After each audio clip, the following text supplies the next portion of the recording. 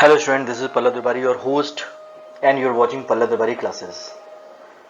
This is chapter 9, Business Studies class 12th, Financial Management.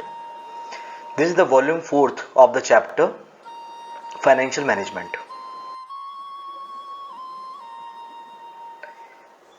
In this video, we will discuss capital structure and the factors affecting capital structure. Let us see what is capital structure. In the financial market, we know the financial manager has to take 3 decisions. How many decisions the financial manager has to take? He has to take 3 financial decisions. The first is financing decision, second one is investing decision, and the third one is dividend decision. Under the financing decision, the financial manager decide or determine the capital structure of the company. When I say he determined the capital structure of the company, it means under the financing structure decision, he decide how much money should be raised by the issue of debentures and how much money should be raised by the issue of equity. In other words, we can say that under the financing decision, he decide the percentage of debt and the percentage of equity on the overall capital of the organization or the overall fund of the company. Under the financing decision, as we can say, the financial manager decide the capital structure of the organization. We know that there are 2 sources of finance, debt and equity, or we can say the first one is owner's fund or the equity, and the second one is borrowed fund or debt. So the capital structure is the mix between the owner's fund and the borrowed fund. Fine. So it can be calculated. So capital structure can be calculated as the percentage of debt over the equity, that is debt upon equity. Clear?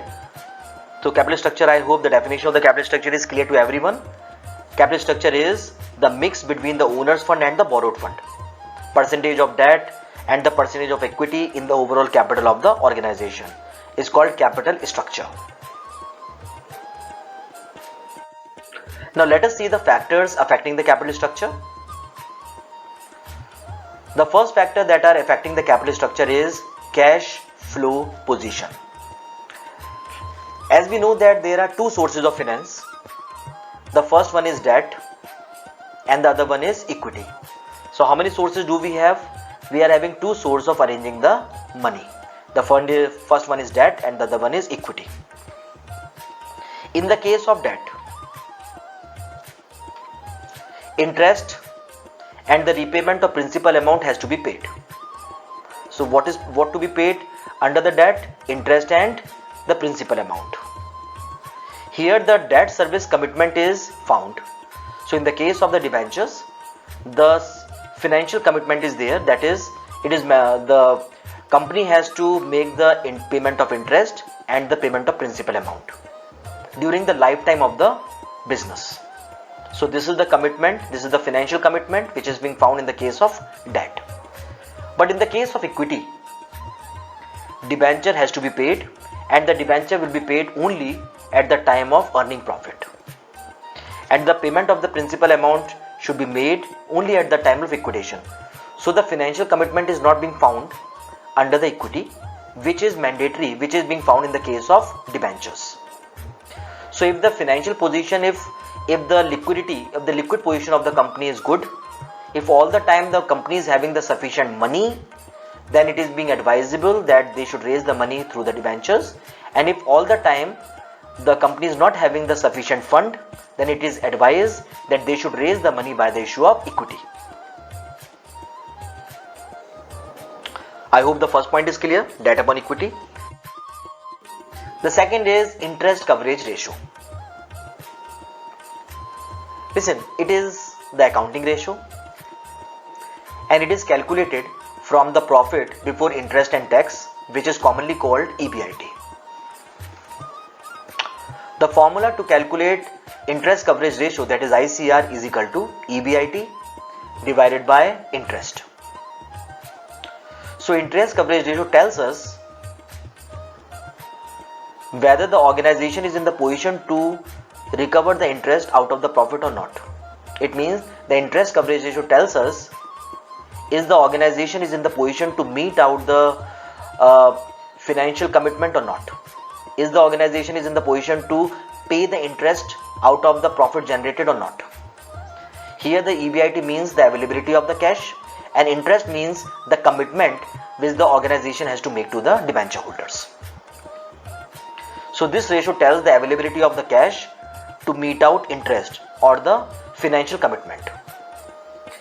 If the interest coverage ratio is high, it means that the firm is in the position to meet out the fixed obligation, and if the interest coverage ratio is high, then we can arrange that the firm can arrange maximum amount through the debentures. Why? Because the firm is in the position to meet out fixed obligation, so they can arrange the money through the debentures. And if the interest coverage ratio is poor, that is 1 or less than 1, then it is advised to raise the money through equity. Why? Because the firm is not in the position to meet out fixed obligation. Firm don't have the money to pay the interest. Since they can't pay the interest, so it is advisable not to raise the money through the debentures. But this interest coverage ratio has certain shortcomings. Let us see. The first is, interest is not the only financial obligation. During the lifetime of the company, apart with interest, the firm also has to repay the principal amount. But in this ratio, we only consider interest, and we feel that interest is the only fixed obligation which the company has to make or fulfill. We have ignored the repayment of principal amount, which should be considered. The second shortcoming is, EBIT is not always in cash form. We presume over here that EBIT is always in cash form. At the time of calculating the EBIT, we also consider non-cash transactions like provisions of depreciation, provisions of debtors. So these are the non-tax transactions. Since in the profit and loss we are considering the non-cash transactions, so the EBIT is the sum total of cash plus non-cash transactions. So under the EBIT we are having the cash items. Along with the cash item, we also have the non-cash items as well. So EBIT is not solely cash. It may include non-cash item as well. But in this formula we consider, we feel, and we have EBIT always means cash. But EBIT is not always cash. EBIT is not always equal to cash. It is the sum total of cash plus non-cash transactions or items. Just to remove the shortcomings of the interest coverage ratio, debt service ratio is considered. The formula to calculate the debt service coverage ratio is profit after tax, depreciation, interest and non-cash expenses divided by preference dividend, interest and repayment of obligations. So here in the numerator we consider only the cash items. After considering these items, then in the numerator we only have the cash, and these are the obligations which we have to incur. So the cash will be left and the obligations over here. So higher the debt service ratio means what? It means that the cash profit generated by the operation are compared with the total cash required for the service of debt and the preferential capital, the better will be the ability of the firm to increase debt component in the capital structure. Listen, if the debt service ratio is higher, it means the availability of the cash is enough to meet out the financial commitments, to meet out here we have considered all the financial commitments and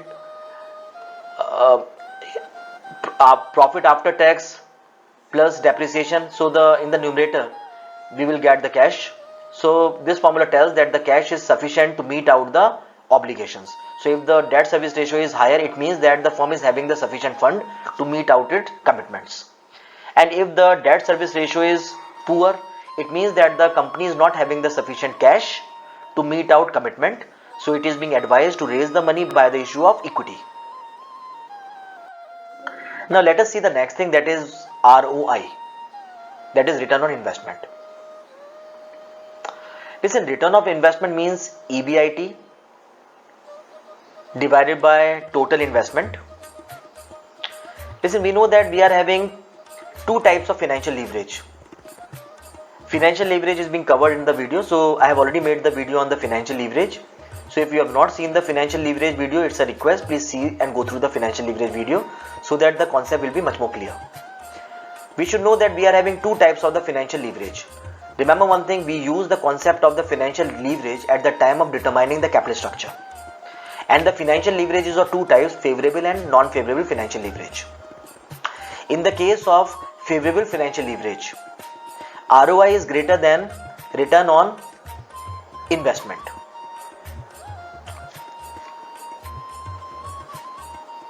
When I say return on investment is greater than return on cost on investment, it means interest on the debt. For example, it means that the fund should be raised by the debt. In the case of non-favorable financial leverage, it means ROI is less than interest on debt, so it is always being advisable to raise the money by the issue of equity. In the earlier case, when the ROI is greater, it is always being advised to raise the money by the issue of debentures. So when the financial leverage is greater, in the case of favorable financial leverage, ROI is greater than interest on debt, and it is advised to raise the money by the issue of debentures. And when the ROI is less than interest on debt, that is in the case of non-favorable financial leverage, it is advised to raise the money by the issue of equity. Because if the ROI is greater, it means more and more money if we raise by the issue of debentures, the happiness of the equity shareholder will increase. How? Because the earning per share will increase. And when ROI is less, then if we raise less money by the issue of debentures, earning per share will increase. And the objective, that is maximization of wealth of equity shareholder, will be attained. Let us see the next topic, that is cost of debt. As I told you, in the case of the financial leverage, we have considered ROI and the cost of investment or cost of debt. Now just consider the cost of debt, we can't ignore. What is cost of debt? If the interest on debt is higher, then it is being advised to raise the money by the issue of equity. Why? Because arranging the money by the issue of debenture is costlier. And if the interest rate is low, then it is being advised to raise the money through the debentures. Why? Because debenture is cheaper. So when the interest rate is higher, less money should be raised by the issue of debenture and more money should be raised by the issue of equity. And if the interest rate is low, then more money should be arranged by the issue of debentures. Let us see the next topic, that is tax rate. Interest on debt is the tax deductible expenses. Tax will be paid after the payment of interest on debt. If the tax rate is higher, then more and more money should be arranged by the issue of debentures. Why? Because while doing this, tax will be saved. I'll try to explain it through the example. Suppose EBIT is 4 lakh rupees. Loan, that is debt, is 10 lakh rupees. Interest rate is 10%. Tax rate is 20%.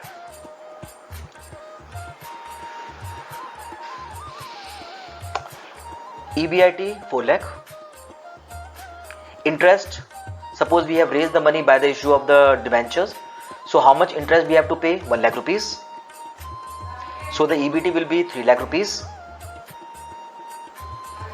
On the EBT we have to pay the tax. So on 3 lakh rupees we pay the tax, that is 20%. 20% of 3 lakh is 60,000 rupees. So here the tax liability is 60,000 rupees. And suppose if we have raised the money by the issue of equity, let us see what will be the tax. EBIT 4 lakh rupees. Since we don't have to pay any interest, why? Because we have raised the money by the issue of equity only, so we don't have to pay any interest. So here the EBT becomes 4 lakh rupees. Now the tax that we have to pay is 88,000 rupees. So if we compare both the situation, we can say that when we raise the money by the issue of debenture, we have to pay less tax, and when we arrange the money by the issue of equity, we have to pay more tax. Remember one thing, if the tax rate increase, So here there will be a tax saving, that is 20,000 rupees. And remember one thing, if the tax rate increase, it is always being advised to raise the money through the debentures. Why? Because when we arrange the money through the debentures, the tax saving will be there. Take another example. Suppose the tax rate is 30%. In the earlier case we have seen 20%. Suppose the tax rate is 30%. And if we raise the money through the issue of the debenture, let us see how much tax we have to pay. We have to pay 90,000 rupees as a tax. And if we have to raise the money through the equity, let us see how much tax I have to pay. I have to pay 1,20,000 rupees as a tax.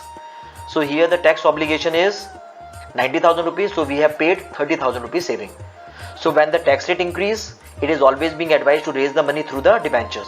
Why? If we raise the money through the debentures, the saving will be there. We are in the position to save tax. I hope the point is clear. Now let us see the next factor, that is cost of equity. We know that there are two ways of arranging the money. One is through the debt and the second one is through the equity shares. Remember one thing, in the case of the debentures, the risk factor is less. Why? Because the debenture holders are secured. Firstly, the payment should be made to the debenture holders, and it is mandatory that the payment should be made on to the debenture holders. And after paying the money to the debenture holders, the leftover should be paid to the equity shareholders. So the risk factor is more in equity shares. Since the risk factor is more in equity shares, so all the people are interested to pay money through the debentures. Okay? And if more and more people start raising the money through the debentures, what will happen? Since the risk factor is less on debentures, and if more and more people start raising the money through the debentures, then the risk on the debenture will increase. The financial risk on the debenture will increase. When I say financial risk on the financial risk will increase, it means that it becomes difficult to pay the fixed obligation, because the fixed obligation of the debenture company is increasing. Why? Because more and more people are raising the money through the debentures. So the fixed obligation is increasing. If the fixed obligation will increase, it means the risk on the debenture will increase. So what will happen? So the risk on equity shareholder will further increase to manifold. And with this, the expectation of the equity shareholder will increase. So equity shareholder will start expecting more from the company. Why? Because they are sharing more and more risk. They are bearing more and more risk. So their expectation is high. And if the company flunked to go according to their expectations, then what will happen? All the equity shareholders start selling their equity shares in the market. When all the equity shareholders start selling their equity share in the market, what will happen? Earning per share will fall. And with the fall in the earning share, the maximization of wealth of equity shareholder will fall down, which the company don't want. So keeping that thing in the mind, company should decide whether they should raise the money through the equity or debentures. The next is flotation cost. Flotation cost means what? It means cost of raising fund. We know that there are two sources. One is debentures, bank loan, and the other one is equity shares. In the case of debentures and the equity shares, the flotation cost is maximum. When I say flotation cost is maximum, how? Because in the case of the equity shares or in the case of the debentures, the company has to pay underwriting commissions. The company has to spend the money on the prospectus. So the flotation cost is maximum in the case of debentures and equity shares, but the flotation cost is minimum in the case of loan. So at the time of arranging the money or determining the capital structure, this point should be considered. The next is risk consideration. There are two types of risk. One is called the financial risk and the other one is called the business risk or the operational risk. Under the financial risk, the financial obligation comes. It means is the company in the position to meet out the financial obligation like interest, repayment of principal amount comes. So under the financial risk, the obligation to pay the interest and the repayment of the principal amount comes. And in the case of operational risk, payment of rent, salary, wages, etc. comes. If the operating cost is higher or if the operating risk is higher, it is always being advised to have less financial risk. So in the case of higher operating cost, the company raised maximum money by the issue of equity shares, or if the financial operating cost is low, then the company can go for debentures. Now let us see the next one, that is flexibility. Listen, organization should not arrange the entire money or entire fund through the debentures. The question is why they should not raise the entire money through the debentures? Because when the fund is raised through the debentures, it is always against the value of security. It means we put the security as mortgage, against the value of the security the money is raised. So the organization always keep the provision for the future. They want to keep some assets secured so that at the time of requirement, necessity, they should be in the position to mortgage the property and arrange the money. Fine. So keeping that thing in the mind, we should determine the capital structure. The next is control. Remember one thing, debentures normally does not cause delusion of control, whereas public shares, public issues make the firms valuable to overtake. To retain control, firm should issue debentures. When I say control, it means if the company want to hold the control in their own hand, so maximum money they should raise through the debentures. And if the company, they don't have any problem in sharing the control, then they can raise the money through the equity. The next is regulatory framework. Remember one thing, ample of legal formalities has to be fulfilled when the funds are arranged through the debentures and the shares, because SEBI's guidelines we have to fulfill, minimum subscription we have to check. So the formality is maximum when we raise the money through the debentures and shares, but no such formality is being found when we raise the money through bank loan. So we consider this factor at the time of determining the capital structure. The next is stock market condition. We know that we are having two types of the market. One is called the bullish market and the other one is called the bearish market. In the case of bullish market, funds can be raised through equity. Why? Because the prices are high, so the shareholders are earning per share is increasing, so more and more money can be raised through the equity. Market is favorable. But when the market is bullish, it means that the per value of the share is falling down. There is a depression period in the market, so it becomes very difficult to raise the money through the equity. So during this market, it is advisable to raise the money through debentures. Let us see the last one, that is capital structure of other companies. The capital structure of the organization also depends upon the capital structure opted by the companies.